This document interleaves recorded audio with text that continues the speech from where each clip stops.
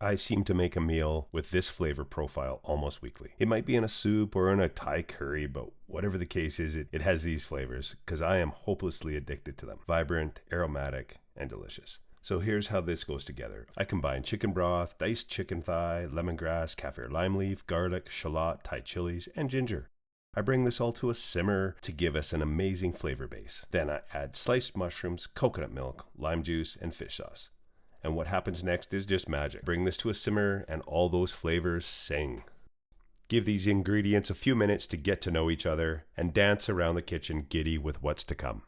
Then it's ready to serve. Garnish the top with fresh coriander and chili oil and dig in.